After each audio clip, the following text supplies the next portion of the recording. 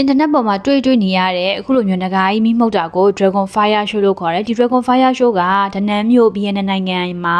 သူကတောက်ကြစနေတနင်္ဂနွေတိုင်းရာသီဥတုကောင်းရင်ကျင်းပလေးရှိတယ်တချို့ရက်တွေလည်းဒီမကျင်းပတာရှိရပေါ့နော်အဲ့တော့ဒီကိုသွားဖို့ဆိုလို့ရှိရင် Google Map မှာ Dragon Bridge လို့ရိုက်ရှာလိုက်ဘယ်ဘက်နဲ့ညာဘက်မှာဆိုင်လေးတွေရှိရအဲ့တော့ဘယ်ဘက်မှာထိုင်ပြီးဒီလိုမျိုးအုံးရည်တောက်ပြီးလဲအေးအေးဆေးဆေးကြည့်လို့ရတာညာဘက်မှာတော့သူက Dragon Fountain လို့ခေါ်ရပေါ့နော်အဲ့ဒီမှာအချစ်တရားဆိုတာလည်းရှိရအဲ့မှာကိုရီးယားကဆန်တော့ခတ်လို့လည်းရတယ်အဲ့တော့တော့ခတ်တာမခတ်တာတဲ့ဘိုက်ပြေးဖို့ကအရေးကြီးတဲ့အတွက်ကြောင့်အုံးရည်နဲ့ coffee နဲ့တော့တော့ခတ်မဲ့အစားတောက်လိုက်တော့ခတ်တိုင်းလည်းတီမြဲတာမှမဟုတ်တာပေါ့နော်အဲ့တော့လူတယောက်ဆိုတာက10နှစ်ထက်ပိုပြီးတော့မချစ်နိုင်တဲ့အတွက်ကြောင့်မလို့အုံးရည်နဲ့ coffee နဲ့တောက်တာဘိုက်ပြေးတယ်ပေါ့နော်အဲ့ဒါပြီးလို့ရှိရင်ဒီ Dragon ကိုကြည့်ဖို့အတွက်က Fire Show ကိုကြည့်ဖို့အတွက်ကဒီဘယ်ဘက်မှာရှိတဲ့ဒီနေရာတွေကနေလည်းကြည့်လို့ရတယ်ဒါဆိုအေးဆေးလုံးဝခုံမှထိုင်ပြီးကြည့်လို့ရတယ်အဲ့လိုမဟုတ်ဘဲနဲ့တရားပေါ်တက်ပြီးကြည့်လို့ရတရားပေါ်တက်ပြီးကြည့်တဲ့အချိန်မှာဒီဘေးက platform နေနဲ့လည်းကြည့်လို့ရဒီဘက်ကသူတို့ view လောက်ထားတဲ့နေရာနေလည်းကြည့်လို့ရတယ်ပေါ့နော်အဲ့ဒီနေရာကိုရောက်ဖို့အတွက်ကလူတွေကတော့တော်တော်များတယ်အဲ့တော့ဒီ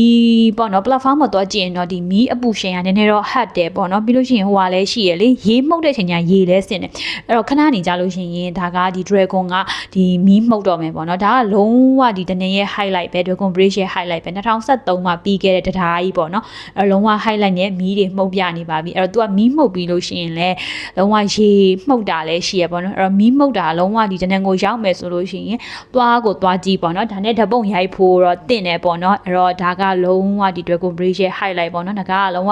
အသက်ဝင်နေသလိုတောင်ခံစားရတယ်ပေါ့နော်အဲ့တော့လုံးဝမီးတွေကိုအဝါရောင်ထုံးပြီးတော့မီးမှုတ်ပြတာအဲ့ဒါပြီးလို့ရှိရင် तू ကရေတစ်ခါမှုတ်မယ်အဲ့တော့ရေမှုတ်တဲ့အချိန်ကျရင်အပေါ်မှာဆင်တဲ့လူတွေတောင်ရှိရပေါ့နော်အဲ့တော့ဒါနဲ့ကိုရောက်မယ်ဆိုလို့ရှိရင်လာခဲ့ပါလို့ပြောချင်ပါတယ်ကျေးဇူးပါ